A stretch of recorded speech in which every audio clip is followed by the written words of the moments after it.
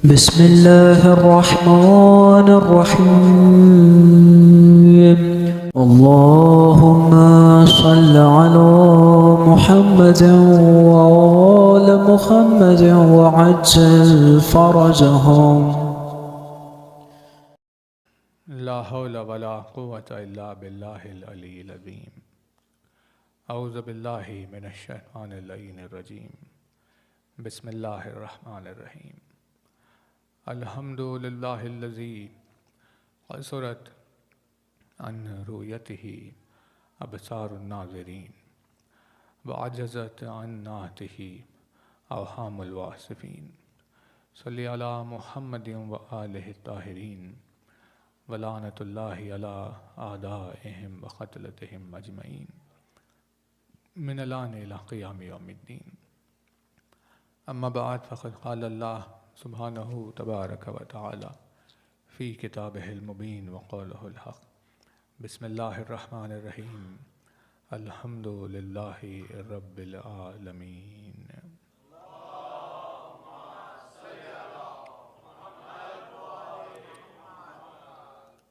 फरमाया साहिब आज़मुद्दरजात अल्फाज ने, फरमाया मालिक मौजिज़ नुमा अंदाज ने, फरमाया मौलाए कायनात अमीरुल मोमिनीन हज़रत अली इब्न अबी तालिब।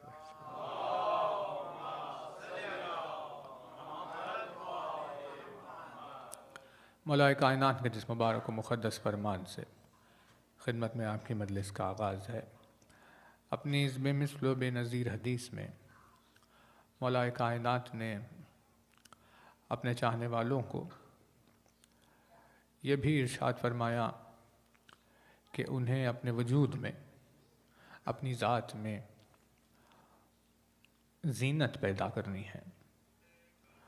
और इस फरमान के ज़रिए से ये भी समझाया कि हमें ज़ीनत के रुख से अपने वजूद में किस चीज़ का इजाफ़ा करना है। और फिर इसी फरमान में एक मिसाल भी बयान कर दी कि जिस मिसाल के ज़रिए से इंसान पर बात आसान हो जाए, ताकि वो समझे कि इस सिफ़त का अपनाना उसके लिए कितना ज़रूरी है। इरशाद फरमाते हैं कि ज़ीनतुल शजर, ये मौला ने मिसाल दी। फरमाया कि शजर की ज़ीनत, यानी परवरदिगार आलम ने आसमान व ज़मीन को, समंदरों को, दरियाओं को, इंसानों को, जानवरों को, जितनी उसकी मखलूक़ है उन सबको उसने मुज़य्यन किया। उसने दरख्तों को भी ज़ीनत बख्शी। जो हमें दूर से देखने पर दरख्त खूबसूरत नज़र आते हैं, उसके पीछे रीज़न ये है कि अल्लाह ने दरख्तों को सजाया है। मौला ने इरशाद फरमाया कि ज़ीनतुल शजर औराक़ुहा, किसी भी शजर की ज़ीनत उसके पत्ते हैं, उसके पत्ते होते हैं। पत्तों के ज़रिए से उसने दरख्त को सजा दिया। तो यानी परवरदिगार आलम ने दरख्त के जो स्ट्रक्चर है, उस स्ट्रक्चर को पत्तों के ज़रिए से सजाया। उसने ज़ीनत में और इजाफ़ा किया, फूलों के ज़रिए से, फलों के ज़रिए से, इन सारी चीज़ों के ज़रिए से। लेकिन जो बेसिक उसकी ज़ीनत है वो पत्ते हैं, क्योंकि फूल एक मौसम में लगेंगे, उसके ऊपर फल भी एक मौसम में आए, लेकिन साल भर वो जो खूबसूरत नज़र आएगा वो अपने पत्तों की वजह से नज़र आएगा। तो ये मिसाल देते हुए इरशाद फरमाया कि जैसे किसी शजर की ज़ीनत उसके पत्तों से होती है, जैसे कोई शजर अपने आप को पत्तों के ज़रिए से मुज़य्यन कर लेता है, वैसे ही ज़ीनतुल मर्ए अख़लाक़ुहा, किसी इंसान की ज़ीनत उनके अख़लाक़ के ज़रिए से होती है। जैसे बग़ैर पत्तों के शजर बदसूरत नज़र आता है और अपनी रौनक, अपना वक़ार, अपना हुस्न, अपनी खूबसूरती खो देता है, वैसे ही बग़ैर अख़लाक़ के कोई इंसान भी खूबसूरत नज़र नहीं आता। तो इरशाद फरमाया कि जैसे अल्लाह ने पत्तों के ज़रिए से अशजार को मुज़य्यन कर दिया, वैसे ही तुम अखलाक के ज़रिए से अपने आप को मुज़य्यन कर लेना। तो अब ये लफ्ज़ बहुत बड़ा लफ्ज़ है, लफ्ज़ अखलाक, बहुत बड़ा लफ्ज़। हम क्या समझते हैं अखलाक का मतलब? हम समझते हैं कि भाई, अच्छा, अखलाक का मतलब हम समझते क्या है? क्योंकि इंसान किसी ज़माने में बाअखलाक हुआ करता था, लेकिन आजकल आपको समझ में आएगा कि इंसान से अखलाक ख़त्म हो गए हैं। क्योंकि जब वो खुद अक्ल नहीं, यानी अखलाक नहीं रखता, इसीलिए वो अपने बच्चों को, आने वाली नस्लों को भी अखलाक समझा नहीं पा रहा। यानी अगर वालिदैन, बच्चे जो बदतमीज़ हो या फिर किसी भी लिहाज से बदअखलाक हो और वालिदैन उनकी वजह से परेशान हो, तो इसमें थोड़ी सी शिरकत वालिदैन की तरफ से हो जाती है कि भाई उन्होंने अपने बच्चों को ठीक वक्त पर अखलाक का दर्स नहीं दिया। अखलाक उन चीज़ों में से एक है जिसके लिए रसूल अकरम की ताकीद ये है कि उन्हें दीन सिखाने से पहले अखलाक सिखाओ।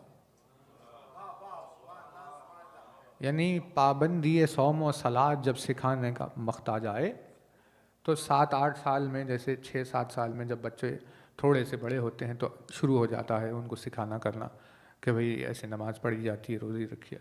लेकिन अखलाक की अज़मत इतनी ज़्यादा बताई गई कि इबादत को सिखाने से पहले उन्हें अखलाक सिखाए जाए। सिर्फ़ रसूल अकरम ने हुक्म नहीं दिया अपनी तरफ से, बल्कि ख़ुद भी इसी पर अमल करके दुनिया को एक नमूना बना दिया। उनके सामने अपना नमूना अमल पेश कर दिया। ख़ुद भी 40 बरस तक दर्स अखलाक देते रहे, उसके बाद दीन का आगाज़ किया।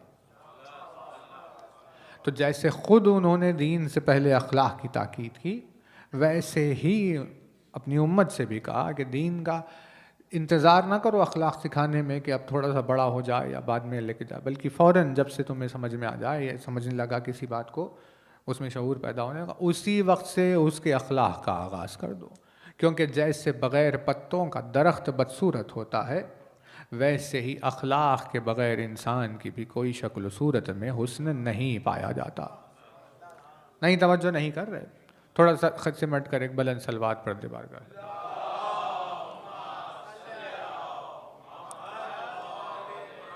बुलंद तरीन सलवात और पढ़ दी बार।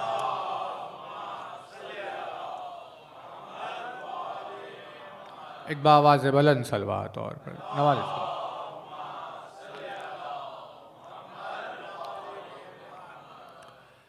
अब देखिए क्या इरशाद फरमाया कि जैसे शजर के का हुस्न उसके पत्तों से होता है, वैसे ही किसी इंसान का हुस्न उसके अखलाक के ज़रिए से होता है। तो अखलाक अगर चले जाए तो मानो जैसे बग़ैर पत्तों का दरख्त होता है। तो यहाँ पर तो कॉमन है, इजी है, देख लेना। इंडिया पाकिस्तान में आपको कभी मुश्किल होता है कि भाई बग़ैर पत्तों का दरख्त कहाँ नज़र दिखाई दे, लेकिन यहाँ जैसे ही सर्दी शुरू होने को आती है, सारे पत्ते गायब हो जाए। तो जब उस वक्त अगर आप किसी शजर को गौर से देखें तो वो जैसे नज़र आता है बिल्कुल बदसूरत बदशक्ल कि भाई ये क्या चीज़ है, इसका क्या काम है, वैसे ही फरमाया कि इंसान की हालत वैसी ही हो जाती है जब उससे अखलाक निकल जाए। अखलाक के बग़ैर इंसान की शक्ल सूरत बेइंतहा बदतर हो जाती है। अब तवज्जो है किस खूबसूरती से, किस हुस्न से मौलाए कायनात ने अखलाक के गलबे का तज़किरा किया कि अखलाक किस तरह शक्ल सूरत पर गालिब आ जाते हैं। फरमान का हुस्न देखिए, फरमाते हैं कि खूबसूरती की कमी को, खूबसूरती की कमी को खूबसीरती पूरा कर देती है। खूबसूरती की कमी को खूबसीरती पूरा कर देती है, लेकिन खूबसीरती की कमी को खूबसूरती पूरा नहीं कर सकती। यानी मौला इरशाद फरमाते हैं कि अगर शक्ल सूरत किसी की ख़राब हो जाए, हालांकि खैर देखिए वो ख़राब होने के पैमाने अलग है दुनिया में, लेकिन जैसे ज़माने में ही चल रहा है कि भाई किसी को तस्लीम किया जाता है, किसी को नहीं, तो अगर वैसे है तो मौलाना इरशाद फरमाया अच्छे अखलाक उस कमी को ख़त्म कर देते हैं। उसे पूरा कर देते हैं। लेकिन अगर अखलाक में कमी हो जाए तो चाहे जितनी ही अच्छी शक्ल सूरत क्यों ना रहो, उस कमी को कभी पूरा नहीं किया जा सकता। इस वजह से फरमाया कि जैसे बग़ैर पत्तों के शजर बदसूरत हो जाता है, वैसे ही बग़ैर अखलाक के एक इंसान बदसूरत होता है। अपने चाहने वालों को ताकीद की, लिहाजा मुज़य्यन करो अपने आप को अखलाक के ज़रिए से, अपने आप को अखलाक के ज़रिए से सजाओ। तवज्जो। लेकिन बड़ी गलती हमसे ये हो जाती है कि हमने अखलाक के माना नरमी के ले लिए। हम अखलाक नरमी को समझते हैं, हम अखलाक कॉम्प्रोमाइज़ को समझते हैं, हम अखलाक खामोश हो जाने को समझते हैं। नहीं कर रहे तवज्जो भाई, अब कहाँ झगड़ा करें, लिहाजा खामोश हो जाओ, इसे हम अखलाक समझते हैं। कि भाई अब क्या बोलें, लिहाजा यहाँ पर छोड़ दो, इसे हम अखलाक समझते हैं। हम नरमी को अखलाक समझते हैं। लेकिन अखलाक का डेफिनेशन खुदा के नज़दीक ये है कि जहाँ नर्म होना चाहिए वहाँ नर्म हो, और जहाँ सख्त होना चाहिए वहाँ सख्त हो। यही अखलाक का डेफिनेशन है। यानी मान लीजिए कि भाई बच्चों पर नरमी नरमी नरमी करते करते करते इतने बिगड़ गए कि अब बच्चे माँ बाप के सर पर सवार हो जाए, तो इसे अखलाक नहीं कहते। बल्कि जहाँ आपको लगेगा कि भाई इसके आगे ये सरहद को पार कर रहा है और यहाँ से इसकी ये शरारत नहीं, इसका खेलकूद नहीं, बल्कि बदतमीज़ी में शुमार किया जा रहा है, तो वहाँ पर नरमी को अखलाक नहीं कहा जाता। नहीं कर रहे तवज्जो भैया, नहीं बात वाज़ेह हो रही। अखलाक किसे कहते हैं? अखलाक इसे नहीं कहते कि इंसान हमेशा खामोश है, कभी बहुत खामोश है, इतने बाअखलाक है कि कभी कुछ बोलते ही नहीं, इसे अखलाक नहीं कहते। अखलाक कहते हैं उस शऊर को जिसे पता है कि कहाँ खामोश हो जाना है और जिसे ये पता हो कि कहाँ बोलना है। अखलाक उस शऊर को कहते हैं जिसे पता हो कि कहाँ पीछे हट जाना है, जिसे ये पता हो कि कब आगे बढ़ना है। अखलाक उस शऊर को कहते हैं कि कहाँ पर नरमी इख्तियार करनी है और कहाँ पर इंसान को सख्त होना है। नहीं कर रहे तवज्जो। जब तक ये डेफिनेट, जैसे बच्चों की मिसाल कि भाई बच्चों को आप अगर हमेशा उनकी हाँ में हाँ मिलाते रहेंगे तो नतीजा क्या हुआ? है आपकी औलाद, लेकिन वह आपके लिए नुकसानदेह हो गई, क्योंकि हम समझ रहे थे अखलाक का मतलब हाँ में हाँ करना है। लेकिन असल में अखलाक इसे नहीं कहते कि भाई जहाँ तक साथ देना है वहाँ तक साथ दिया और फिर जहाँ से मुखालिफत करनी है मुखालिफत, इसे अखलाक कहा जाता है। बात वाज़ेह हो रही है ना? जब इंसान को या बच्चों की या लोगों की या माशरे की या सोसाइटी की मिसाल दी जाए तो ये अखलाक का डेफिनेशन उसे समझ में आ जाता है। लेकिन जब इसे दीन में इस्तेमाल किया जाता है तो वहाँ पर अजीब गरीब सवालात पैदा होने लगते हैं, क्योंकि अखलाक हमेशा तवल्ला को नहीं कहते।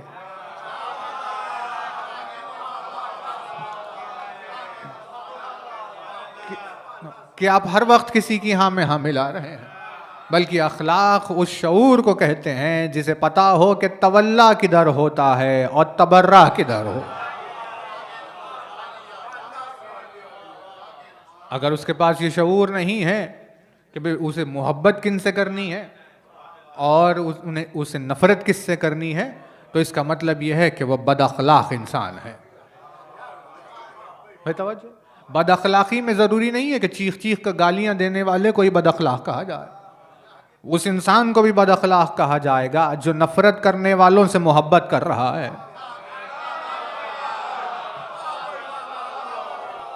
और जिनसे मोहब्बत करनी है उनसे नफरत कर रहा है, तो ऐसे को भी बदअखलाक कहा जाएगा। इसीलिए अखलाक के ज़रिए से अपने सजाने का जब तज़किरा किया मौला ने, तो इंसान को ये शऊर होना चाहिए, क्योंकि जब अल्लाह ने भाई खुदावंद आलम के अखलाक से ज़्यादा किस में अखलाक पाए जाते है ना? जिसने दिया है दर्स अखलाक, उससे ज़्यादा अखलाक को कौन पहचानता? तो उसने क्या कहा? उसने कहा फमन यकफुर बित्तागूत व युमिन बिल्लाह, तागूत से कुफ्र, अल्लाह पर ईमान का यही अखलाक है। यानी शैतान से दोस्ती करके मुझसे भी दोस्ती करोगे तो ये तुम्हारी बदअखलाकी है। शैतान से दुश्मनी है, मुझसे भी दुश्मनी है, तो ये भी बदअखलाकी है, क्योंकि तुम्हें पता ही नहीं चल रहा कि दोस्ती और दुश्मनी का पैमाना क्या है। जिस इंसान को ये शऊर आ जाए कि उसे दोस्त कहाँ होना है और उसे दुश्मन कहाँ होना है, उस किरदार को बाअखलाक किरदार कहते हैं। इसीलिए शीयत में तवल्ला और तबर्रा को लाजिम करार दिया गया, ताकि इंसान तवल्ला और तबर्रा के ज़रिए से अखलाकाना ज़िंदगी गुजारे। जिन लोगों के दीन में तवल्ला और तबर्रा शामिल नहीं है, उनका दीन भी बद अखलाकी का दीन है, वो लोग भी बद अखलाकी के लोग हैं। तो ये चैप्टर दूसरा हो जाएगा अगर इस पर ज़्यादा बहस हो। लेकिन एक लफ्ज़ मौलाना ने इरशाद फरमाया कि भाई अखलाक के ज़रिए से अपने आप को मुज़य्यन करो, अपने आप को सजाओ। और जीनत की सारी हिकमतें बे इंतहा अजीम शान फरामीन जीनत से जुड़े हुए अली की ज़बान से जब निकलते हैं तो और ज़्यादा सज जाते हैं, क्योंकि परवरदिगार आलम ने अली की ज़ात को अपनी तौहीद की जीनत करार दिया। जीनत तौहीद इतनी हसीन, उस हुस्न में और इजाफा पैदा किया, मुज़य्यन कर दिया उसको नाम अली के ज़रिए से। तो कल जो बात आपकी खिदमत में रुक गई थी देर होने के सबब से, उसे देखिए थोड़ा सा आगे बढ़ा कर इस बात को वाज़ेह करने की कोशिश करें कि आखिर कैसे कैसे अली ने सजा दिया तौहीद को। और जब सजाने की बात आती है, तस्वीर की बात आती है, मुसव्विर की अगर बात आती है, बहुत तवज्जो रहे, तो अगर तस्वीर बेऐब हो तो उसे सजाना और मुश्किल हो जाता है। कहीं कोई कमी हो अगर तो उसे ठीक कर दे तो बात समझ में आती है कि भाई हाँ ठीक कर दिया गया इसको। लेकिन अगर कहीं कमी ही नहीं है तो फिर आखिर उसे कैसे सजाया जाए। यानी अली उस मोजज़े का नाम है जिसे तौहीद की जीनत करार दिया गया। यानी ऐसी जीनत के तौहीद जो खुद अपने आप में बेऐब है, जिसमें किसी किस्म की कोई कमी या नक्स निकाला नहीं जा सकता, वैसी बेमिसल बेनज़ीर तौहीद को जिसने मुज़य्यन कर दिया, उसे जीनत ला इलाहा इल्लल्लाह कहा जाता है। तो बात कहाँ चल रही थी आप खिदमत में? क्या फरमाया रसूल अकरम ने कि तेरी मिसाल वैसी है या अली जैसे कुल हु अल्लाहु अहद, है ना, सूरह इखलास। तो ये इखलास जो नाम है इसका, तौहीद और इखलास, ये जो लफ्ज़ है इखलास, ये है इफ़आल का वज़न। इफ़आल एक, मान लीजिए एक वर्टिकल है लैंग्वेज में, एक बाब है, उस पर लफ्ज़ बनते हैं, यानी ठहरते हैं, उस पर सूरत बनती है लफ्ज़ की। रूट से आपको मतलब आता है, फिर उसे ढाला जाता है किसी बाब पर, है तवज्जो। जैसे है मीम दाल, ये लफ्ज़ बन गया हमद। इसके माना क्या है? मीम दाल के माना है तारीफ की, किसी की तारीफ होने की। तो ये रूट से मीनिंग बाहर आया। अब इसे एक स्ट्रक्चर में, सूरत में ढाला गया, फ़ाइल के सूरत में, फ़ाइल की सूरत में, तो ये बन गया हामिद। तो फ़ाइल पर जब आपने हम्द की रूट को रखा तो लफ्ज़ बनता है हामिद। मफ़ऊल की रूट, मफ़ऊल पर जब आपने हम्द को रखा तो लफ्ज़ बनता है महमूद। इसी हम्द को अगर आपने फ़ईल के वज़न पर रखा तो लफ्ज़ बनता है हमीद। नहीं, अजीब तो नहीं लग रहा? ठीक है, ऐन लाम मीम को लेके चलते हैं। ऐन लाम मीम तो इजी है, इसका मतलब है इल्म, मतलब किसी चीज़ के जानने को कहते हैं। ऐन लाम मीम को अगर आप फ़ाइल पर ढालेंगे तो इसे आलिम कहते हैं। अगर ऐन लाम मीम को मफऊल पर ढालेंगे तो इसे मालूम कहते हैं। ऐन लाम मीम को अगर फ़ईल पर ढालेंगे तो अलीम कहते हैं। ऐन लाम मीम को अगर आप तफ़ील पर ढालें तो इसे तालीम कहते हैं। ऐन लाम मीम को अगर आप फ़आल पर ढालें तो इसे अल्लाम कहते हैं। है ना? तो परवरदिगार आलम ने इस्तेमाल किए भाई, बिकुल्ल शैइन अलीम, अल्लामुल ग़ुयूब। तो ये परवरदिगार आलम ने अल्लाम, अलीम, आलिम, मालूम, ये जो अल्फाज इस्तेमाल हुए, ये ग्रामर की एक, समझ लीजिए, वर्टिकल में ढलकर एक शेप लेते हैं, स्ट्रक्चर, जिससे मीनिंग में चेंजेस आते हैं। हालांकि रूट वाला ही मीनिंग होता है। ऐन लाम मीम का मतलब मालूम के ही, यानी जानने के ही होते हैं। बस अब खाली उसमें आपको ये पता चलेगा कि भाई किस चीज़ के जानने का कैसा पोजीशन है। आलिम मतलब जानने वाला, अल्लाम मतलब ज़्यादा जानने वाला, आलम मतलब और ज़्यादा जानने वाला, अलीम मतलब बहुत जानने वाला। ये ऐसे ऐसे बन जाते हैं। तवज्जो है ना? वैसे ही एक इसी में एक बाब है, उसे कहते हैं इफ़आल। ख़ै लाम साद को अगर आप इफ़आल पर रखेंगे तो लफ्ज़ बनता है इखलास। ख़ै लाम साद को फ़ाइल पर रखेंगे तो खालिस बनेगा, फिर इफ़आल पर रखेंगे तो इखलास बनेगा। समझ है ना? इसकी क्या खासियत है? इस वर्टिकल की खासियत ही ये है कि ये इस्तेमाल ही उस वक्त होता है जब किसी चीज़ के हुस्न में इजाफे की तरफ इशारा करना हो,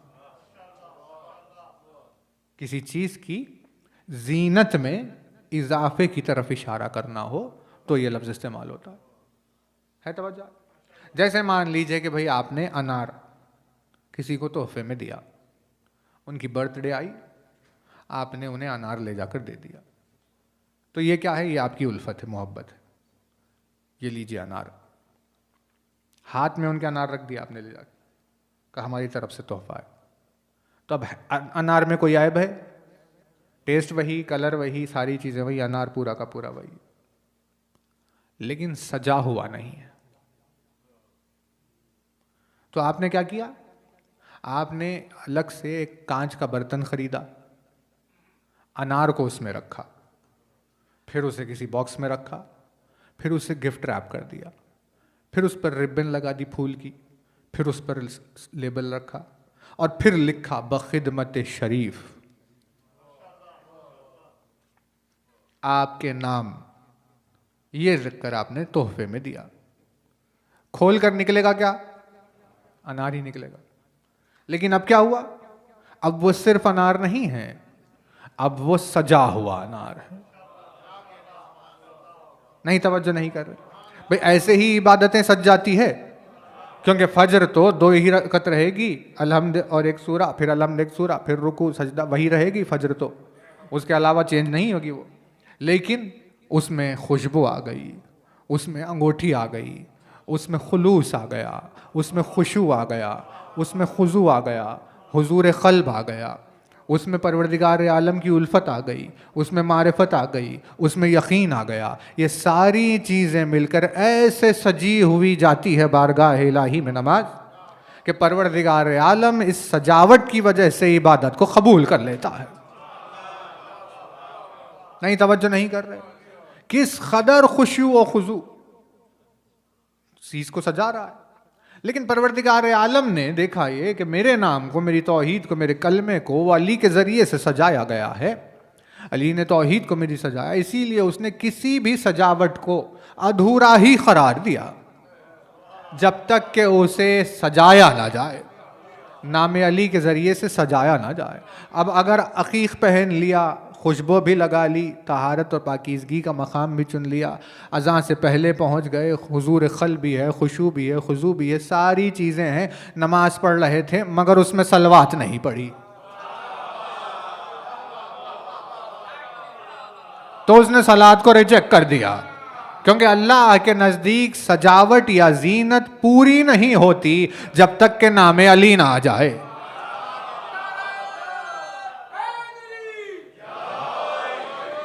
अली के नाम के जरिए से जीनत अपनी मेराज को पहुंचती है, मंजिल मुंतहा को पहुंचती है कि भाई आखिरी वो चीज़ जिसे आप स्टैम्प कहते हैं, जिसे सिग्नेचर कहते हैं, जिसे सील कहा जाता है कि यहाँ बात ख़त्म हो गई, वो जो परवरदिगार आलम की जानिब से स्टैम्प है वो अली का नाम है।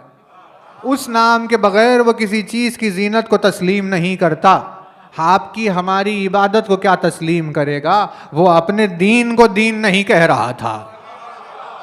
हालांकि नमाज आ गई थी, रोज़ा आ गया था, हज ज़कात सारी चीज़ें आ गई थी, सब कुछ सिखा दिया गया था, लेकिन अभी रुका हुआ था अपनी रजामंदी का इजहार करने या दीन का लक़ब देने के लिए। जब गदीर के मैदान में अली के नाम से सजावट तमाम हुई, तब परवरदिगार आलम ने कहा रज़ी तो लकुमुल इस्लाम दीना।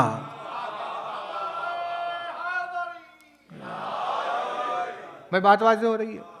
सलावात के जरिए से सलात को जीनत दी जाती है, मारिफत अहले बैत के जरिए से इबादत को जीनत दी जाती है, अपनी दुआओं को उन पर दुरूद के जरिए से मुज़य्यन किया जाता है। बहुत सजी हुई दुआ थी आदम की भी, बहुत सजी हुई थी, लेकिन कबूल नहीं हो रही थी। भाई मस्जूद मलाइका है, खुदावंद आलम की बारगाह में हुज्जत है उसकी, नबी है उसका, तो किस कदर खुलूस से दुआ नहीं कर रहा था, लेकिन कबूल नहीं हुई।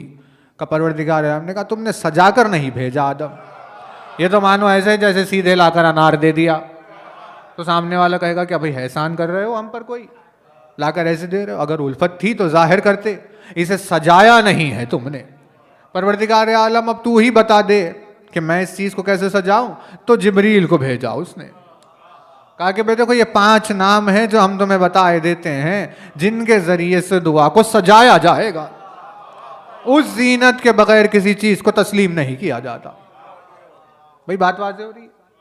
यानी नेमत भले ही गिफ्ट हो, मगर ऐब दिखता है अगर सजाया ना गया।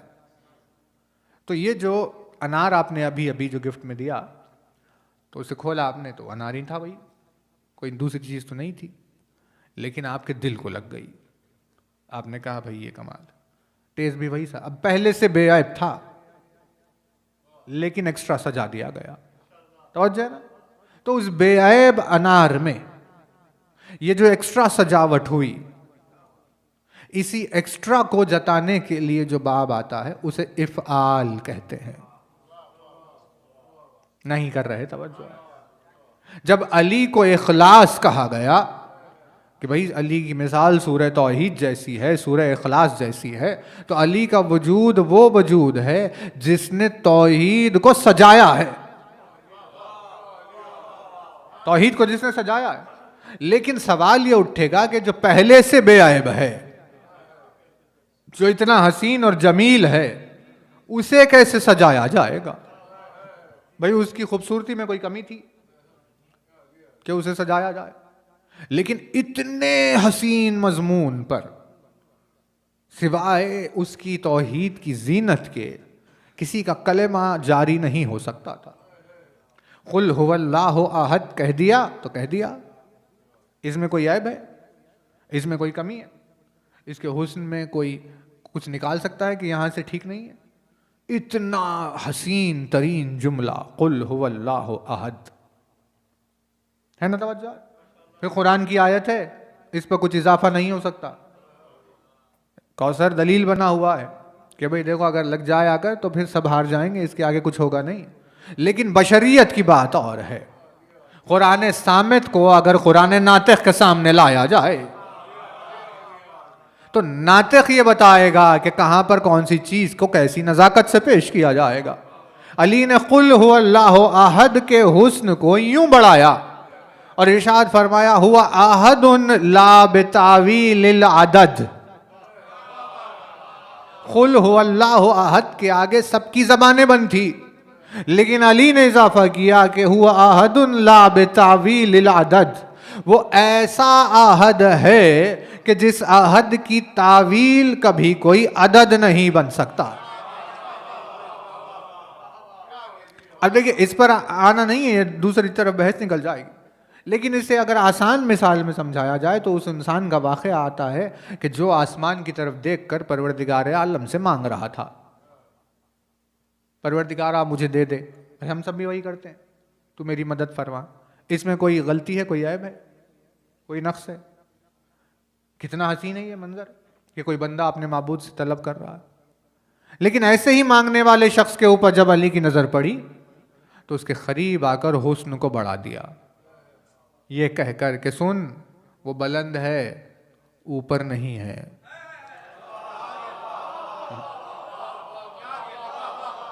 क्या इरशाद फरमाया? वो बुलंद है, ऊपर नहीं। क्योंकि अगर तू उसे ऊपर तसव्वुर कर रहा है तो डायरेक्शन की निस्बत उसको दे रहा है। ये जो हाथों को बुलंद करके उससे मांगा जाता है, मौलाना ने इरशाद फरमाया, ये डायरेक्शन की वजह से नहीं, उसकी बुलंदी की वजह से उठाए जाते हैं। ये क्या है? ये है तौहीद के हुस्न में इजाफा करना। यूं एक एक जुमले को अगर आप गौर से देखें तो पता चलेगा कि अली ने अपनी जबान से बेनजीर बेमिसल तौहीद को और जीनत अता की है। तो जब अली ने तौहीद को सजा दिया, परवरदिगार आलम ने भी अपने बंदों के नाम-ए आमाल को नाम अली से सजाया। जिस नाम-ए आमाल में अली का नाम नजर आ जाए उसके हुस्न और जीनत का आलम यह होगा कि उसका हिसाब नहीं लिया जाएगा। भैया ना, उन्वानो सहीफतुल मुमिनी यौमल क़ियामत हुब्बु अली इब्न अबी तालिब। क़यामत के दिन मोमिन की किताब का उन्वान अली इब्न अबी तालिब की मोहब्बत होगा। यानी जब साहिब ईमान महशर के मैदान में जाएगा, उसका नाम आमाल उसको दिया जाएगा, तो जैसे इस किताब के ऊपर यहाँ लिखा हुआ है कुरान मजीद, तो इसको अब इसमें जैसे ही आपने ये देख लिया, क्या तय किया आपने कि भाई इज्जत करो, अब इसकी मुखालिफत नहीं कर सकते। और जो ना, जैसे ही ये पर नज़र पड़ी, फौरन नज़र के पड़ते ही खुद ब खुद आदाब व अखलाक और तमीज़ व तमद्दुन सारी चीज़ें पैदा हो गई। ख़बरदार कुरान है, नहीं है ना, टाइटल पेज कहते हैं ना इसको ऊपर। तो रसूल अकरम इरशाद फरमाते हैं, क़यामत के दिन मोमिन की किताब का उन्वान, जब मोमिन को उसका नाम आमाल दिया जाएगा तो उसके ऊपर ऐसे ही जहाँ यहाँ कुरान मजीद लिखा हुआ है वैसे ही लिखा हुआ होगा हुब्बु अली इब्न अबी तालिब, कि ये मोहिब है अली इब्न अबी तालिब का। जैसे ही फरिश्ते की उस पर नजर पड़ेगी, अब वो कहेगा कि अब खोल कर क्या देखूं, अंदर आयतें ही होगी और क्या होगा।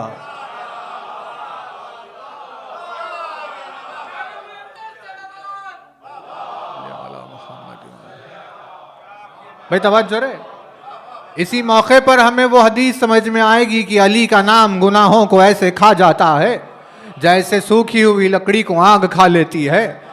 चाहे कितने गुनाह क्यों न थे, उसमें जब जमा किया गया, ऊपर के पेज पर अगर लिख दिया गया उसके दिल को देखकर कि अली का चाहने वाला है, तो बस उस नाम के आते ही अंदर के तमाम सय्यात हसनात में तब्दील हो जाएंगे। भाई बात वाज़ेह हो रही। इसीलिए इरशाद फरमाया रसूल अकरम ने, मुज़य्यन कर लो अपनी ज़िंदगी को, आखिरत को, मजलिसों में अली के जिक्र के ज़रिए से। तवज्जो रहे। अब यहाँ पर अपने भाइयों की खिदमत में एक बहुत इंपॉर्टेंट बात भी करनी है। इबलीस ने जब ये देखा कि परवरदिगार आलम के मिजाज में जीनत देना पाया जाता है और मखलूक को किसी चीज को मुज़य्यन करने पर पसंद आ जाती है, तो इबलीस ने भी अपनी तरफ से चीजों को सजाना शुरू किया। तवज्जो है ना, कुरान मजीद में कुछ ऐसे अल्फाज हैं जिन्हें हक की राह में भी और बातिल के लिए भी इस्तेमाल किया गया। तवज्जो रहे। जैसे लफ्ज़ इमाम, आइम्मा के लिए यह भी कहा गया कि आइम्मा वो है जो तुम्हें हक़ की तरफ ले जाते हैं, जो तुम्हें जन्नत में परवरदिगार आलम की मर्ज़ी तक ले जाते हैं। तवज्जो। लेकिन कुछ आइम्मा वो है जो तुम्हें जहन्नम की तरफ लेकर चले जाएंगे।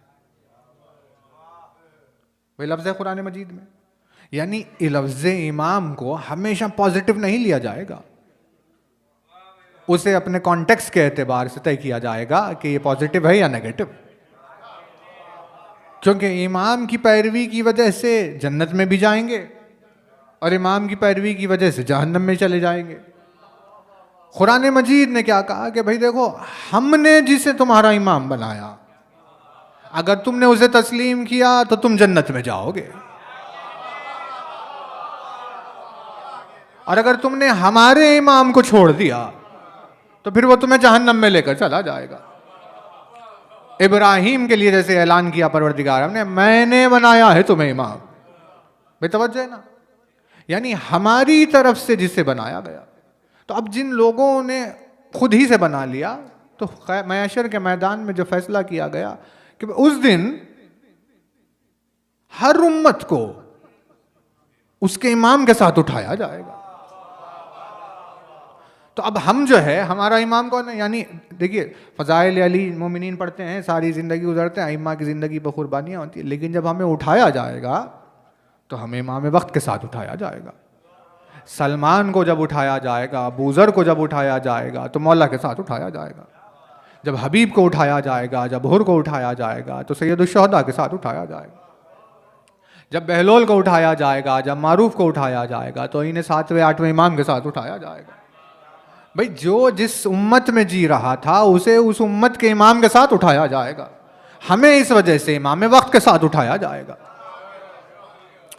और उस दिन हम हर इंसान को उसके इमाम के साथ बुलाएंगे। यानी कुरान ने इस बात को क्लियर कर दिया कि एक भी ऐसा शख्स नहीं होगा जिसे हमने ऐसे पीरियड में पैदा कर दिया हो जब हमारी तरफ से कोई इमाम बनाया नहीं गया था।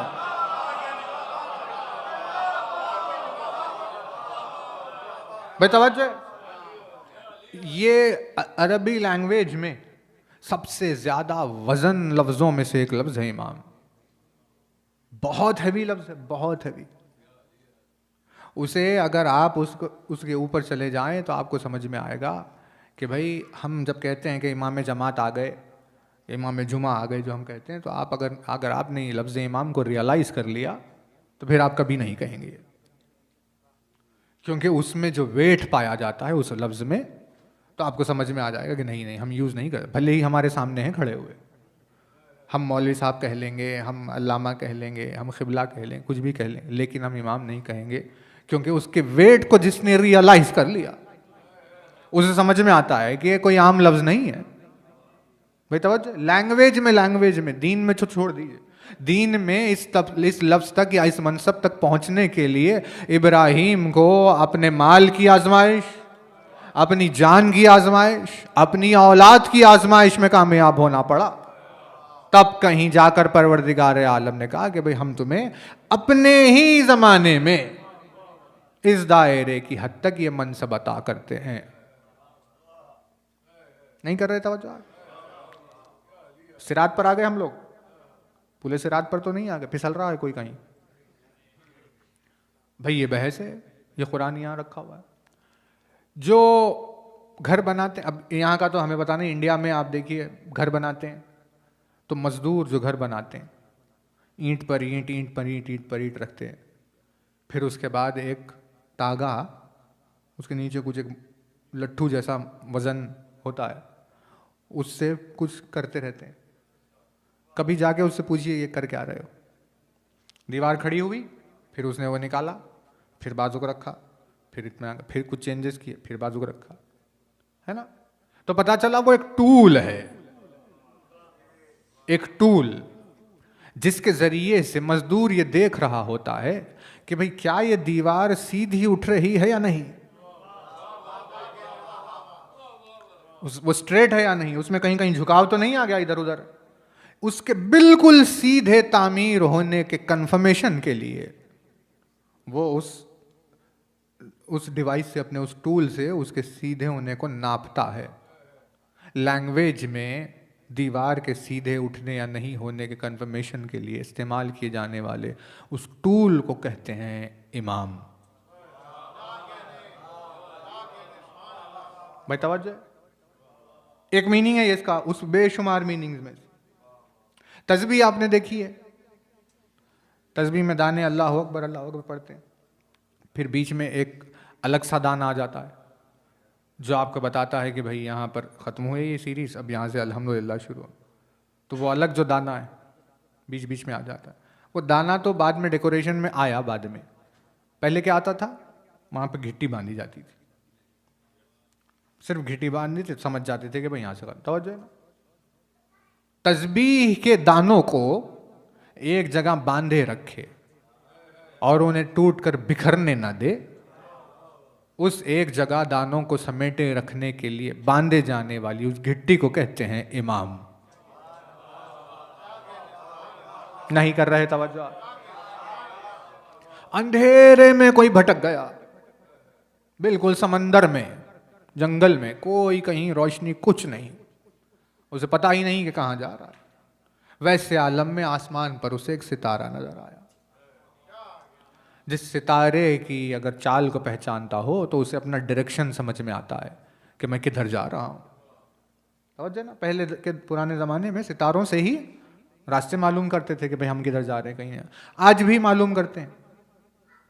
तौहीद मुफज्जल पर मजालिस हुई थी इंडिया में, तो उस पर बहुत बहस चल रही थी। ग्रेट वाइट शार्क का माइग्रेशन होता है सीजनल, ऑस्ट्रेलिया से साउथ अफ्रीका, साउथ अफ्रीका से ऑस्ट्रेलिया। जब इधर खाना होता है इधर आती है, मौसम बदलता है उधर खाना होता है उधर जाती है। 12,000 13,000 जितने भी किलोमीटर है वो सफ़र वहाँ से यहाँ से वहाँ 4-4 महीने में तय करती है वो, ताकि खाना मिले उसको। तो बिल्कुल वहीं आती है जहाँ उसे आना है। समंदर में तैर रही है, जानवर है, मछली है, कैसे पता चला उसे कि उसकी रूट क्या है? तो उस पे वजूद में भी बहुत सारे, उसकी नाक पर मैग्नेटिक फील्ड को डिटेक्ट करने के लिए कुछ चीज़ें बनी हुई होती है, वो आवाज़ों से भी पहचानती है, सब करती है, ग्रिड के एतबार से चलती है कि भाई मैं सीधी जा रही हूँ। लेकिन उसे तैरते हुए जब फॉलो किया जा रहा था, आखिर ये जा कहाँ रही है, तो रात की तारीकियों में चलते चलते चलते बीच बीच में 1-1 घंटे 2-2 घंटे को ऊपर सरफेस पे उठ के आती थी, मुंह अपना बाहर निकालती थी, फिर नीचे होके फिर जाती थी। लोगों को समझ में ही नहीं आया ये कर क्या रही है। बाद में उसके पीछे बेइंतहा रिसर्च करते तो पता चला कि वो ऊपर आकर आसमान पर सितारे को देखती है और उस सितारे से कंफर्मेशन करके फिर वापस जाती है कि हाँ मैं सीधे रास्ते पर हूं। वैसे तारीक अंधेरे रास्तों में भटके हुए लोगों को सीधे राह की तरफ लाने के लिए जिस सितारे को देखा जाता है उस सितारे को कहते हैं इमाम। नहीं कर रहे तवज्जो? अभी लैंग्वेज में बहस चल रही है, अभी दीन में इमाम किसे कहते हैं तो शुरू ही नहीं हुआ।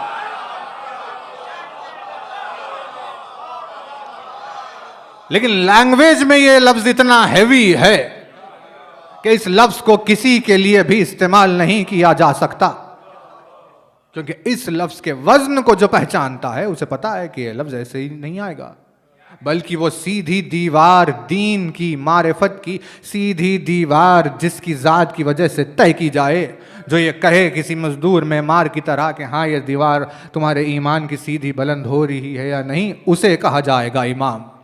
जो उम्मत को तफरीक़ों में बंटने से बचाए और लोगों को एक जगह लाकर जमा करके उनमें इत्तेफाक पैदा करने वाली ज़ात हो, उसे कहा जाता है इमाम। जो अंधेरे जुल्मात के गुनाहों के अंधेरों में डूब जाने, गुम जाने वाले लोगों को सिरात मुस्तकीम की तरफ लेकर आता है, उस लाने वाले को कहते हैं इमाम। मेरी बात वाज़ेह हो रही है? खुतबा फदक में जो शहजादी कौनैन ने क्या कहा, उसमें शहजादी ने रीज़न बताया लोगों के भटकने का, इंतशार का, तफरीक़े का, डिवीज़न का। तवज्जो है ना? खुतबा जो फदक में जो दिया उसमें क्या इरशाद फरमाती है, अल्लाह ने मवद्दत अहले बैत वाजिब इसीलिए की। नहीं कर रहे तवज्जो? हाल सजावट चल रही है, ये आप ये न समझ लेंगे कि मजमून कहीं और चला गया, ये जीनत दी जा रही है। आकर खुतबे फिदक में दरबार में इरशाद फरमाती है कि अल्लाह ने हमारी वलायत को, हमारी इताअत को, हमारी मोहब्बत और मवद्दत को उम्मत पर वाजिब इसीलिए किया ताकि लोगों में तफरीका ना पड़े। नहीं कर रहे तवज्जो। क्या इरशाद फरमाया कि अल्लाह ने मवद्दत अहले बैत वाजिब क्यों किया? ताकि लोग एक जगह रहे। उसमें सलात है, रोज़ा है, हज है, ज़कात है, सारे वजूहात है कि भाई नमाज क्यों वाजिब की गई, रोज़ा क्यों वाजिब किया गया, हज क्यों वाजिब किया गया, ज़कात क्यों वाजिब की गई, खुम्स क्यों वाजिब किया गया, जिहाद क्यों वाजिब किया गया, सारी चीज़ें वाजिब की गई। और हमारी मवद्दत को क्यों वाजिब किया गया? का क्यों वाजिब किया गया? फरमाती है इसीलिए ताकि हमारे नाम से लोग सारे एक जगह रहें। हमारे घराने की वजह से लोग सारे एक जगह रहें और डिवाइड ना हो जाए अलग अलग। तवज्जो है ना? ये था मवद्दत के वाजिब और लाजिम करने के पीछे का रीजन। लेकिन जब लोगों ने अहले बैत को छोड़ा तो डिविजन्स पैदा हुए। नहीं, तवज्जो नहीं कर रहे। जब लोगों ने अहले बैत को तर्क किया तो क्या हुआ? तो डिविजन्स पैदा हो गए। अब कोई शिया हो गया, कोई सुन्नी हो गया, कोई फला हो गया, क्या क्या हो गए, 50 सारी चीज़ हो गई। ये सब क्यों हुआ? क्योंकि अहले बैत को छोड़ने से मुंतशिर हो गए। इंतशार से बचाने के लिए मवद्दत को वाजिब किया गया था, लेकिन मवद्दत को तर्क करते ही डिवाइड हो गए। ये रीजन है खुतबा फिदक में। तो अब आप हमें बताइए, अगर डिवीजन इस बात पर हो गया तो फिर ये इत्तेहाद कौन सी बात पर होगा?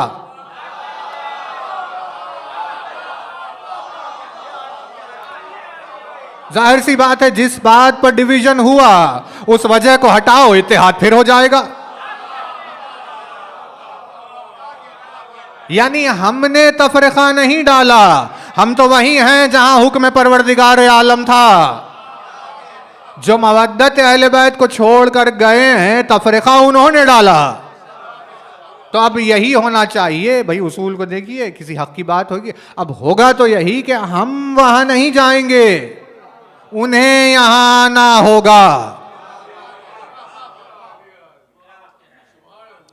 ये बहुत सारी हैवी चीजें, इसीलिए हम आसान ना ले ले दीन को। भाई तवज्जो है ना? ये बहुत मुश्किल है ये, वरना जबान को आदत ना हो जाए किसी लफ्ज की। महशर के मैदान में, खब्र में, तन्हाई में फरिश्ते मुनकिर नकीर कोई आए, अगर पूछ ले कि भाई क्या है मसला बताइए, वो आदत नहीं थी, जबान को निकल गया, अगर मुश्किल हुई ना। इसीलिए इंसान को शऊर होना चाहिए। तवज्जो रहे, यानी ना कदरी नहीं। जो जिस मंजिलत की कदर का हक रखता है उसकी वैसी इज्जत और वैसी कदर करना अखलाक है। अखलाक से मुज़य्यन करना चाहिए अपने आप। लेकिन जो जो इज्जत नहीं रखता उसे वो इज्जत देना बदअखलाकी है।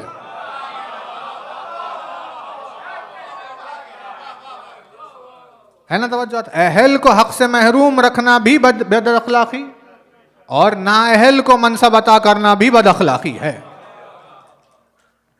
तो ये ज़ीनत की बहस चली। हम आपकी खिदमत में जो आयत पेश करने का इरादा रखते हैं उसमें क्या है? इब्लीस ने जब ये देखा कि अच्छा सजावट, तो पॉजिटिव और नेगेटिव सेंस में इस्तेमाल होने की बहस चल रही थी ना। लफ्ज़ ज़ीनत भी दोनों में आता है। आप हमेशा ये ना समझ लीजिए कि ज़ीनत मतलब पॉजिटिव है। ज़ीनत कभी कभी नेगेटिव भी होती है। कब? जब इब्लीस ने ये देखकर लोगों के सामने दुनिया को सजा के पेश किया। खुतबे भरे हुए मौला कायनात, कुरान मजीद गवाह, बुलंद सलवात बारगाह इलाही में पढ़ दो।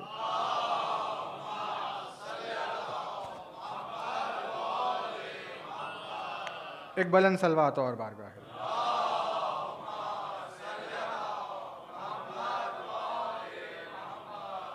ये देखिए खिदमत में आपकी आयत रख रहे, कुरान मजीद परवरदिगार आलम की किताब, सूरह मुबारक है अनकबूत, सूरह नंबर 29 और आयत नंबर 36 से आप अगर शुरू करें, या 38 अगर एग्जैक्ट आप जाएं मजमून की तरफ, या सिलसिला 35 से 36 से शुरू हो गया, 38 आपकी खिदमत में रख रहे हैं। जिसमें परवरदिगार आलम ने कुछ गुमराह उम्मतों का तस्करा किया। बहुत तवज्जो रहे, खूबसूरती देखिए आयत की। बिस्मिल्लाहिर्रहमानिर्रहीम। व आदम व समूदा वक़द तबय्यना लकुम मिन मसाकिनहिम व ज़य्यना लहुमुश शैतानु आमालहुम फसद्दहुम अनिस सबीली व कानू मुस्तबसिरीन। परवरदिगार आलम ने बहुत सारे लोग, अब देखिए जैसे कि व क़ारूना व फ़िरऔना व हामान, परवरदिगार आलम ने सबकी तज़किरा किया। पुरानी भी गुजरी हुई गुमराह उम्मतें और वो गुमराह सारे लोग, फ़िरऔन के लिए, हामान के लिए, और कौन, क़ारून के लिए, शद्दाद के लिए, सारी, नमरूद, ये सब के लिए। इनके लिए क्या हुआ? सिर्फ उनके लिए महदूद नहीं है, उनके तो नाम लिए गए, लेकिन आज भी आपको इन दुनिया में मिल जाएंगे वो लोग जिनके साथ शैतान ने काम किया। क्या है वो काम? ज़य्यना लहुमुश शैतानु आमालहुम। तवज्जो, शैतान ने उनके आमाल को सजा के पेश किया। शैतान ने, इब्लीस ने क्या किया? उनके आमाल को सजाया, मुज़य्यन किया, ताकि वो अपने आमाल पर मुतमईन रहे।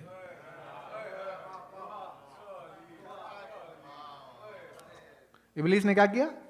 इब्लीस ने उनके आमाल सजाए।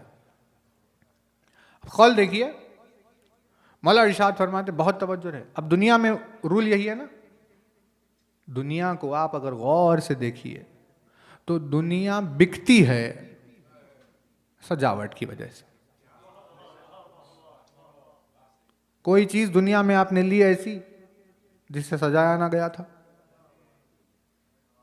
नहीं भाई, आप चले जाइए शॉपिंग मॉल में तो वो 6 अलग अलग कलर के लाइट्स, वो फोकस, वो रिफ्लेक्शन, वो कलर, वो कांच, वो आसपास का डेकोरेशन, वो सब क्या है?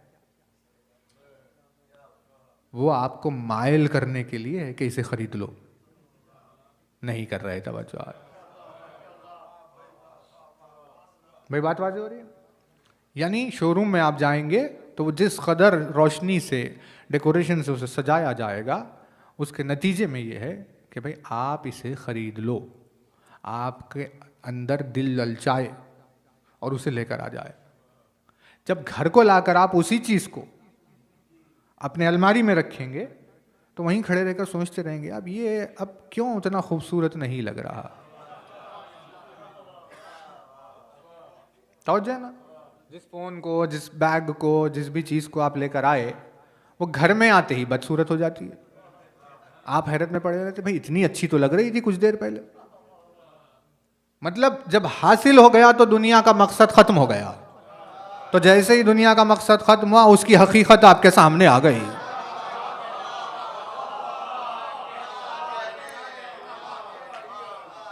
क्योंकि ये मुनाफिकत थी।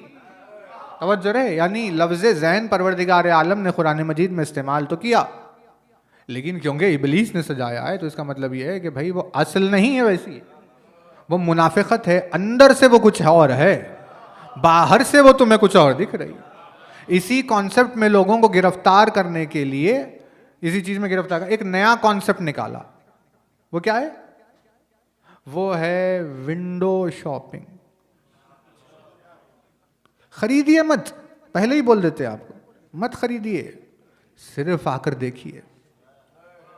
अब मजाल है किसी जाकर देखने वाले की कि बगैर कुछ खरीदे आए। नहीं, ये इब्लीसियत है बहुत बड़ी। आप इस पर तवज्जो करें। शॉपिंग मॉल में आपने देखा कोई बैठने की जगह होती है? क्यों नहीं? चेयर्स क्यों नहीं है? लोग पैदल फिर रहे हैं, पैर दर्द हो रहे हैं, सब हो रहा है। बैठने की इंसानियत चाहिए ना। इतना बड़ा इंसानियत का दर्स दिया जाता है कि भाई इंसान इंसान की कदर करें, फला करें। वहाँ क्यों नहीं है चेयर? क्योंकि वो कोई इत्तेफाक नहीं है, वो सोची समझी साजिश है कि अगर इसे बैठने के लिए जगह दे दी जाए तो फिर वो टहलेगा नहीं, टहलेगा नहीं तो वो देखेगा नहीं, देखेगा नहीं तो खरीदेगा नहीं। लिहाजा इसे बैठने ही मत दो। चलते चलते चलते किसी चीज पर नजर पड़ेगी ऐसी जिसके लिए कहेगा यहां रुकते हैं। और उसे आपके हवाले करने के लिए उसे सजाया गया। तवज्जो नहीं कर रहे, तवज्जो। लेकिन अब अली का जुमला देखिए, मौलाना ने इरशाद फरमाया, भाई जिस मंजिल तक तुम्हें जाना ही नहीं है उसका रास्ता भी अख्तियार मत करो। नहीं, तवज्जो नहीं कर रहे। यानी विंडो शॉपिंग के कॉन्सेप्ट को एक जुमले में रद्द कर दिया अली ने। भाई जब खरीदना ही नहीं है तो जा क्यों रहे हो? ये मत कहो अपने दिल से कि भाई बस जाकर देख के आ रहा हूं, खरीदना किसको है। अली ने कहा जब खरीदना नहीं है तो वहां जाना भी नहीं चाहिए। नहीं, तवज्जो हाथ नहीं कर। क्या अल्फाज है तेरे आली, कहां से इंसानियत शुक्र कर पाए, एक एक जुमले में कैसी कैसी हिकमतें समेटी हुई है। और उसके अलावा, इनके अलावा आपको वो घराने वाले लोग मिलेंगे जिनके पास एक थैली है। आपके पास है $50,000 का बैग और उनके पास है पुरानी फटी हुई सब्जी के साथ फ्री मिली हुई थैली, और सामान रखकर जाने की बात आई तो उनकी थैली ने आपसे ज्यादा सामान उठा लिया और वो बैग जो $50,000 का बैग था वो वैसे ही रह गया। देखता रह गया कि भाई मैं तो वजन उठाने में उतना काम भी नहीं किया मैंने। लेकिन वो जो इत्मीनान है उसके दिल में कि भाई सामान उठाना था, उठ गया। नहीं कर रहे तवज्जो। वो बेचैनी जो उसके वजूद में नहीं है कि भाई सामान मेरा उठाना था, उठ गया, ये सारी चीज होनी थी, ये हो गई, ऐसी जिंदगी गुजरनी थी, ये गुजर गई। यूं भी नहीं कि बिल्कुल ही रोड पर आ जाए कि फटा पुराना ऐसे कि फकीर देखकर शर्मिंदा हो जाए, ना ये है कि ऐसे ज्यादा निकल जाए आगे दुनिया में कि भाई हर चीज़ में इंसान अपने आप को परेशान करे। मौलाना ने कहा भाई एक नुक्ता एतदाल पे किसी भी चीज़ में एक स्टैंडर्ड अपने तरफ से तय किया और गुजरने लगे। लेकिन ये जो बेचैनी नहीं है उनमें, उन लोगों की तारीफ का है ये जुमला। इसीलिए मिसाल एक्सटेंड कर रहे हैं कि अजीब जुमले से इरशाद फरमाते हैं कि देखो दुनिया को, मौलाना ने इरशाद फरमाया दुनिया को उससे दामन बचाने वालों की नजरों से देखो। नहीं, तवज्जो नहीं की। क्या फरमाते हैं कि दुनिया को उससे दामन बचाने वालों की नजरों से देखो, दुनियादार लोगों की नजरों से नहीं। अगर तुम दुनिया को दुनियादार की निगाह से देखोगे तो तुम्हें सिवाय दुनिया के कुछ भी नजर नहीं आएगा। लेकिन अगर दुनिया को उससे दामन बचाने वाले की नजर से देखोगे तो तुम्हें समझ में आएगा कि दुनिया तो कुछ भी नहीं है, क्योंकि इसे सिर्फ सजाया गया है, वो खूबसूरत नहीं है। नहीं कर रहे तवज्जो भाई। कितनी मिसालें हैं दुनिया पर, अहले दुनिया और अहले दुनिया पर भी खमसा हुआ था आपके पास आने से पहले, जिसमें मशहूर तरीन फरमान है मौलाए कायनात के, इस दुनिया की मिसाल सांप जैसी है, जिसे तुम छुओगे तो बहुत नर्म है लेकिन वजूद में अपने जहर रखता है। वैसे ही ये दुनिया देखने में तो बड़ी खुशनुमा लगती है लेकिन असल में तुम्हें परेशान करके रखेगी, क्योंकि इब्लीस ने दुनिया को, दुनियादारों को, दुनिया के लोगों को सजा कर पेश किया। नहीं कर रहे तवज्जो। ज़य्यना लहुम शैतानु अमालहुम, इब्लीस ने क्या किया? उनके अमाल को सजा दिया। अब अमाल को कैसे सजाया भाई?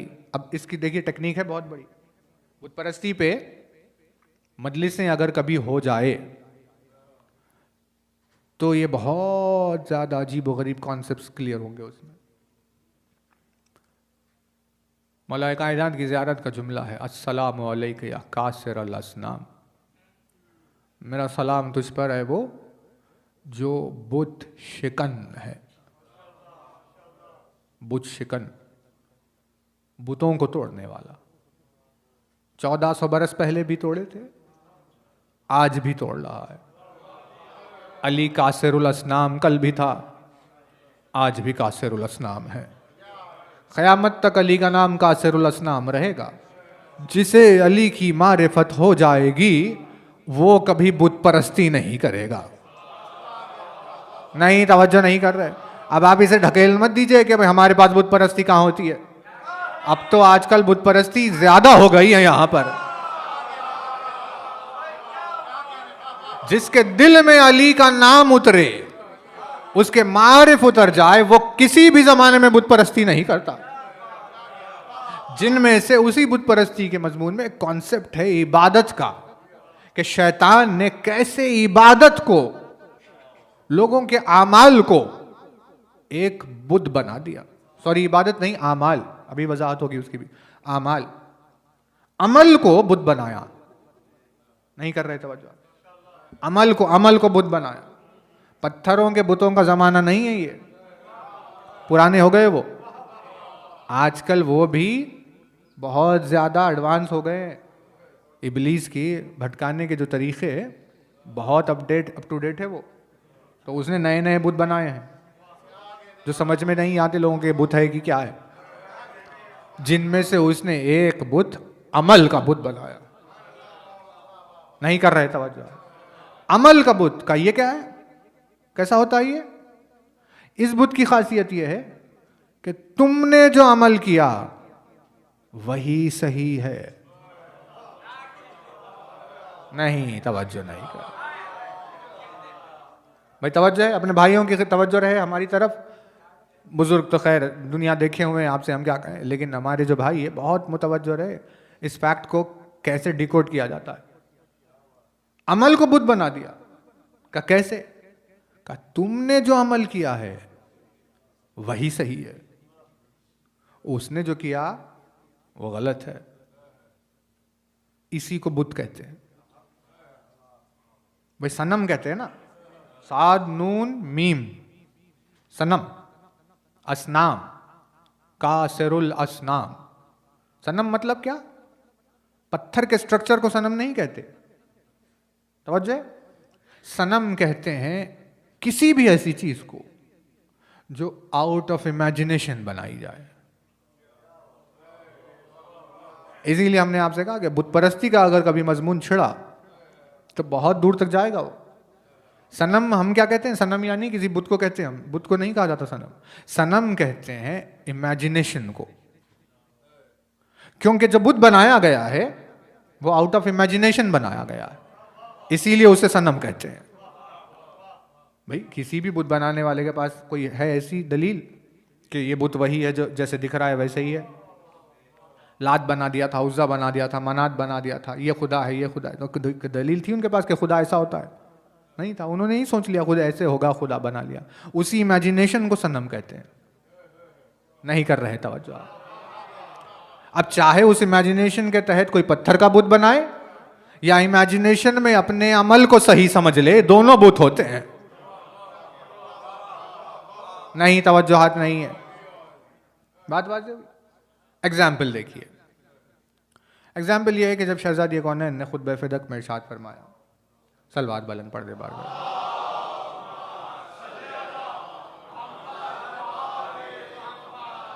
बहुत तवज्जो रहे। क्या इरशाद फरमाती हैं कि अल्लाह ने नमाज को वाजिब इसीलिए किया ताकि लोगों के दिल से गुरूर खत्म हो जाए। मकसद नमाज का क्या है? खिलाफत के दरबार में, दुश्मन के दरबार में खड़े होकर बावाज़ बुलंद, ये जुमला है खुतबे में शहजादी, कि अल्लाह ने नमाज वाजिब इसीलिए की ताकि लोगों गुरूर से दूर हो जाए। कैसे? क्योंकि फितरी बात है कि जब सर गिर रहा है नीचे ज़मीन पर, मिट्टी में मिल रहा है कोई वजूद, तो उसमें आना कहाँ से रहेगी? भाई झुकते झुकते झुकते झुकते इतनी आदत हो जाएगी कि वो अपनी सारी जिंदगी फिर सर झुका झुका के जिएगा, तो गुरूर खत्म हो गया। ये क्या था? ये थी इल्लत नमाज की, कि नतीजे में नमाज के हमें गुरूर से बचना है, क्योंकि सर झुकाते झुकाते इनके सारी पैदा हो जाए मिजाज में, तबीयत में, है ना? कॉन्सेप्ट ये था। हमने देखा, जो आंखों देखी बात कर रहे हैं, कि निकले मस्जिद से एक साहब, उनकी पहचानत का कोई सामने से जा रहा था दिन में इंडिया में, तो बाहर निकलते ही उन्होंने कहा, देखे नहीं जा रहा है, नमाज का वक्त है, ये कहाँ फिर रहा है? हमने तो नमाज पढ़ ली, ये वक्त नमाज इधर उधर फिर रहा है। ये स्टेटमेंट तो मतलब क्या हुआ? जिस नमाज को गुरूर के मारने के लिए रखा गया था, इबलीस ने उसी नमाज के जरिए से उनमें गुरूर पैदा कर दिया कि भाई तुमसे बड़ा नमाजी तो नहीं है कोई फिर, क्योंकि तुम अमल का ख्याल रखते हो, ये कहां रखता है अमल का ख्याल? नहीं कर रहे तवज्जो हाथ, भाई बिल्कुल भी तवज्जो रहे।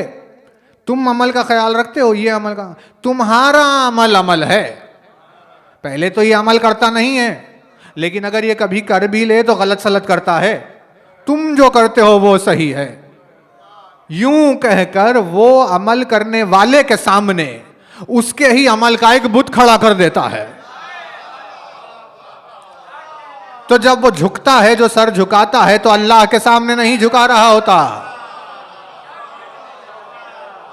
अपनी ही अनानियत के आगे झुकता है, यूं बदपरस्ती बुतपरस्ती में इन्वॉल्व हो जाता है, अल्लाह की इबादत से उसका कोई ताल्लुक नहीं होता।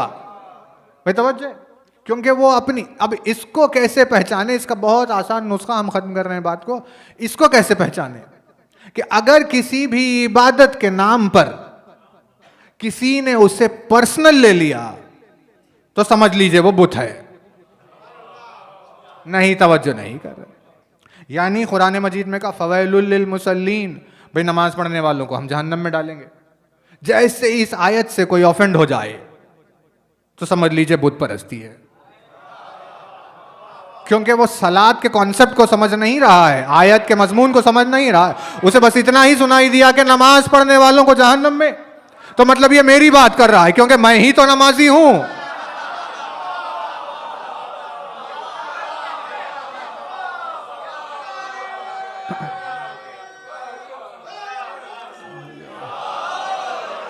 मेरी बात कर रहा है, मुझे जहन्नमी कह रहा है, और वो बदले में आपसे लड़ने लग जाएगा। किसी ने अगर रोजे को अपने दिल पे ले लिया कि भाई मैं ही रोजेदार हूं, तो आपको ये ऐसी हदीस पेश कर दी कि भाई कितने भी सालों के रोजे रखो, लेकिन अल्लाह के नज़दीक बगैर अली की मोहब्बत के उसे कबूल नहीं किए जाएंगे, तो वो इस हकीकत की तरफ तवज्जो नहीं देगा, बल्कि ये कहेगा कि रोजेदार यानी ये मेरी बात कर रहा है क्योंकि मैं ही तो रोजा रखता हूं। नहीं, तवज्जो आज नहीं कर रहे, अल्फाज नहीं है अली के, बल्कि क़ल्ब के अंदर के छिपे हुए खानों को खोलने की चाबियां हैं, जो उसके अहकामात से, उसकी हिकमतों से जो भी आशना है, वो इंसान को देखता नहीं, एक नजर में सर से पैर तक पढ़ लेता है। लोगों को समझ में नहीं आता कि भाई उसने रीड कर लिया, भाई अब रीड कर लिया तो कर लिया, वो आपको क्यों बताएगा कि क्या क्या देख रहा है आप में, वो उसे पता है, बस उसने देख लिया कि भाई कहाँ एहतियात करनी है, कहाँ करीब जाना है, किस चेहरे में उसे क्या नजर आया जिसकी वजह से वो किसी के करीब हो गया, किसी से दूर हो गया। ये सारी हिकमतें अल्फाज में सिमट कर आई हुई है। भाई अल्फाज का, लफ्ज़ का, एक जुमले का बदला कौनैन मिल जाए तो नहीं दे सकती। अली के वजूद के लिए सिवाय खुदावंद आलम की मर्जियों की और कोई बदला नहीं है, कोई बदल हो ही नहीं सकता था। यूं बुत परस्ती चल रही है, लोग अपने ही अमल की इबादत कर रहे हैं, उसी की इबादत कर। इसी वजह से परवरदिगार आलम ने लफ्ज़ इबादत नहीं रखा, लफ्ज़ अमल रखा। ज़य्यना लहुमुश शैतानो इबादतुहुम नहीं आमालुहुम, शैतान ने उनके आमाल सजाकर उन्हें दिखाए हैं, तो उन्हें लगता है कि मुझसे बेहतर अमल करने वाला कोई नहीं है। इसी ख्याल के नतीजे में बुत परस्त हो जाते हैं, नहीं तवज्जो नहीं कर रहे। इसीलिए कभी भी अमल पर तोला ही नहीं गया। 1400 बरस से जब भी तोला गया, एतिकाद पे तोला गया।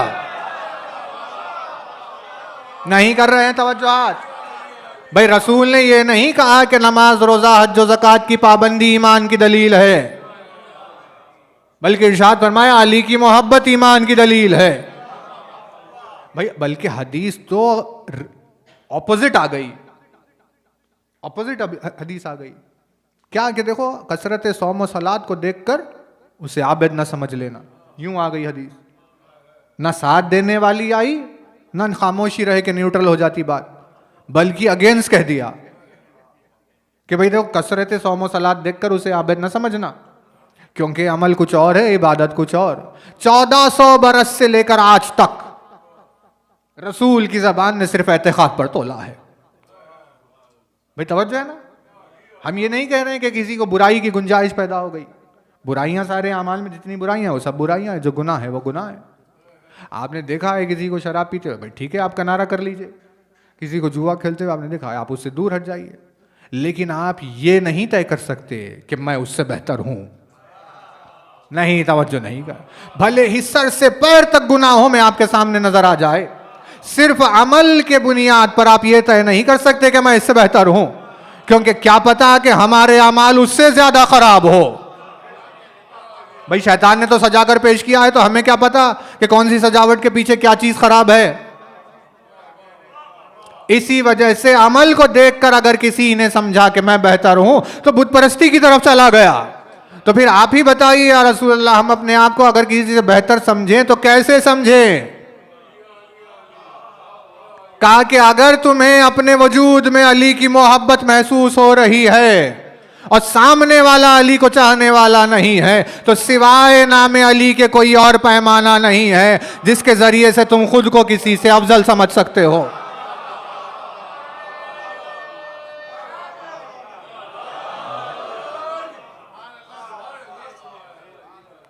बहुत तवज्जो रहे, क्योंकि आगे निकल जाएंगे तो शहादत जैसे जैसे करीब आएगी तो बात फजाइल की तरफ मुड़ जाएगी। लेकिन ये जीनत का चैप्टर बहुत ज़्यादा इंपॉर्टेंट चैप्टर है। हमें ये बात समझनी होगी कि आखिर इब्लीस कैसे किस अमल को सजा कर पेश करता है और गुमराह कर देता है अमल करने वाले को कि भाई हाँ तुम्हारा ही अमल तो है, इसके अलावा कोई और है अमल करने वाला। सारी दुनिया को वो बेअमल समझ लेता है सिवाय अपने, यूं सजाकर अमल को पेश करता है। अब खैर देखिए, लफ्ज़ था अमल और फिर इबादत की तरफ आनी थी हमें। ये हो गए अमाल, फिर दूसरे हैं इबादतें। इबादतें, इबादात, अमाल, इबादात, यानी अमल जब उस मंजिलत तक पहुंच गया तो फिर अब उसे एक मकाम हासिल हो जाता है इबादत का। वो इबादतें जो हम अंजाम देते हैं अपनी वजूद की सजावट के लिए, कि भाई इंसान पाबंद सौम व सलात रहे, हज व ज़कात की तरफ तवज्जो रहे, खुम्स व जिहाद रहे, अमर बिल मारूफ नहीं अनिल मुनकर, सारी चीज़ें। क्या क्यों? भाई तुम भी तो अपने आप को सजाओ। कहा हम कैसे सजाएं परवरदिगार? कहा इबादत के ज़रिए से ख़ुद को सजाओ, अखलाक के ज़रिए से सजाओ, इबादात के ज़रिए से सजाओ, मारिफ के ज़रिए से सजाओ, अपने आप को तुम ज़ुहद के ज़रिए से सजाओ, तक़वे के ज़रिए से, तुम अपने आप को सजाओ। ये हमसे कहा जा रहा है कि तुम सजाओ अपने आप को इबादतों के ज़रिए से। लेकिन जब इबादतें सामने आई तो परवरदिगार आलम ने कहा ठीक है हम अब इबादतों को सजाते हैं। कहा कैसे परवरदिगार? कहा तुम अपने आप को इबादत के जरिए से सजाओ, हम इबादतों को ज़ैनुल आबिदीन से सजाएंगे। हमने अगर सजदा नहीं किया तो हम बदसूरत हो जाएंगे। हमारी सौम सलात के जरिए से हमारी सजावट होती है, लेकिन अल्लाह ने जो सौम सलात को सजाया है वो सज्जाद के जरिए से सजाया है। इबादतें बदसूरत रह जाती अगर ये हस्तियां ना होती।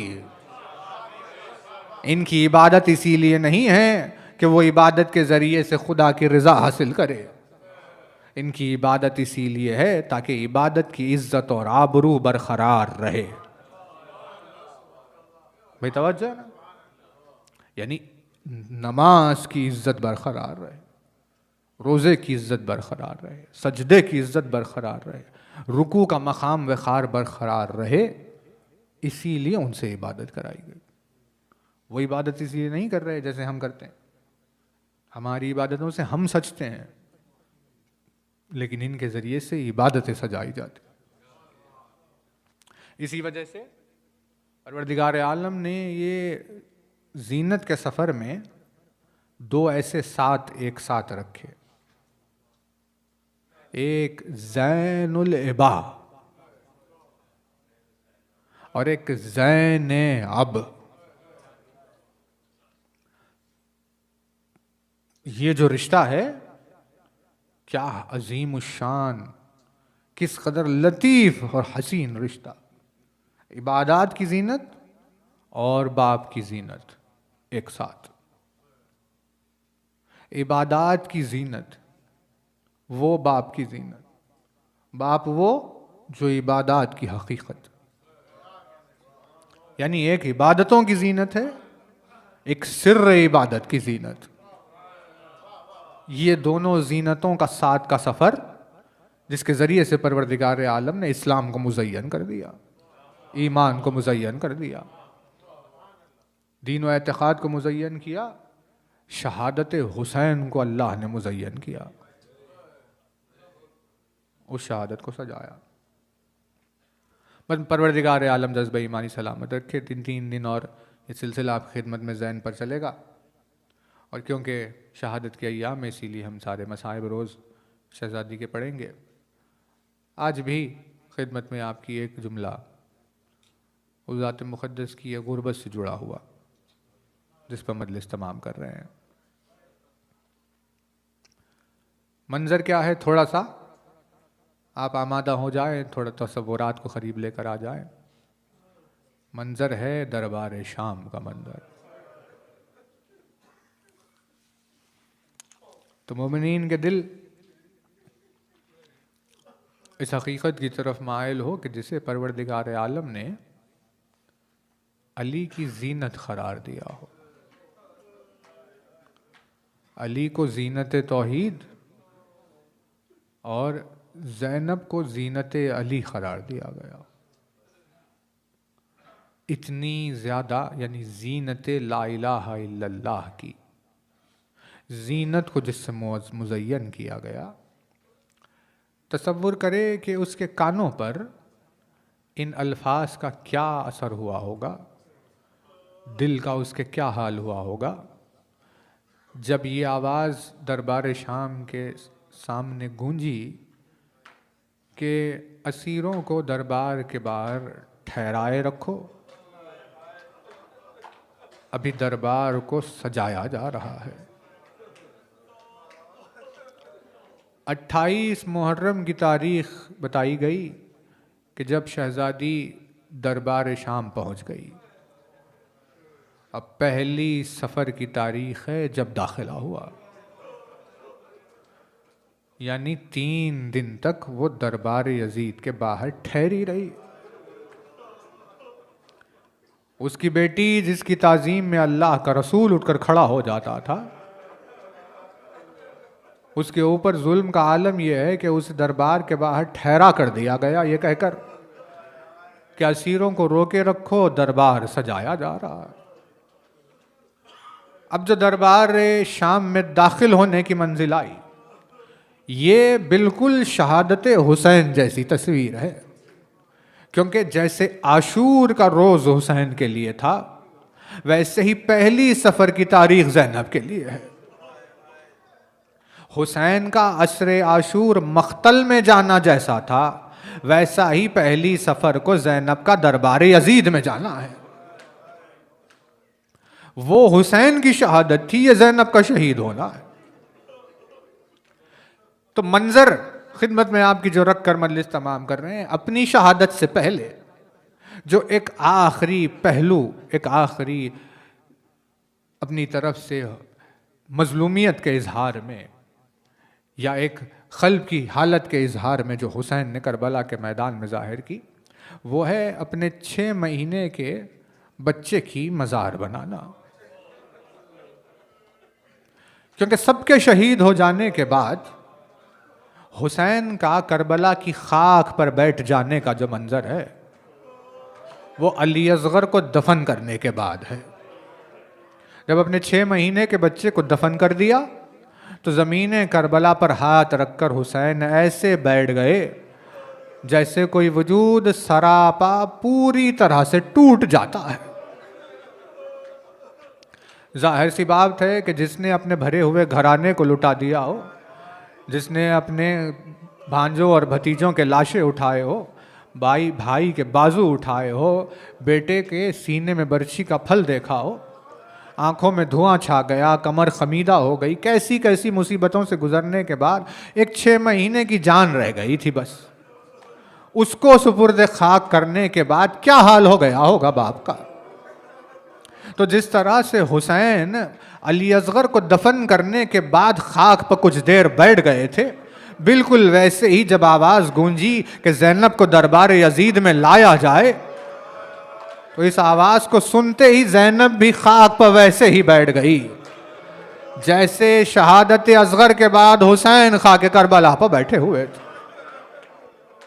जिस तरह से एक भाई अपनी शहादत से पहले खाक पर बैठा हुआ था, बिल्कुल वैसे ही ज़ैनब भी अपनी शहादत से पहले खाक पर बैठी हुई थी, क्योंकि ज़ैनब के लिए दरबार यजीद में जाना वैसा ही था जैसे हुसैन का मख्तल में जाना है। हाँ, दोनों में एक फ़र्क नुमाया हुआ जो रिवायात में आपको मिल जाएगा। वो क्या है कि जब अली असगर को दफन करने के बाद हुसैन उठे तो एक मर्तबा अपनी अबा के दामन से मिट्टी को झाड़ कर उठे, अपने हाथों से मिट्टी को झाड़ा, अबा के दामन से मिट्टी को झाड़ा, अपने आप को मिट्टी से पाक करके तैयार हो गए ये कहकर के परवरदिगारा सब कुछ दे दिया, अब मेरी जान तेरी बारगाह में हाजिर होने को आ रही है।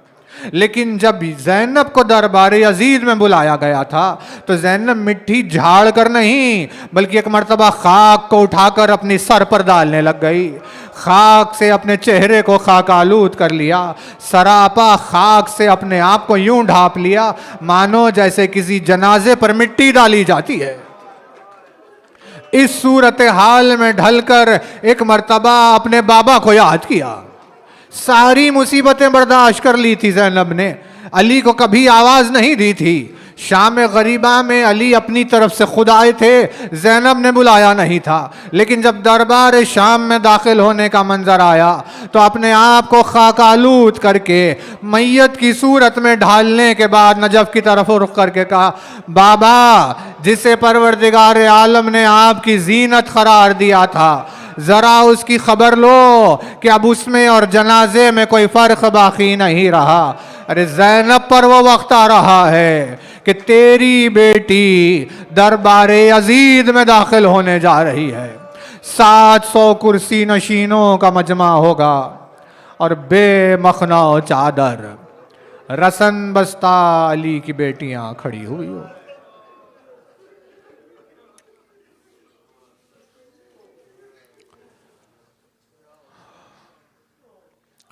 मातम हुसैन।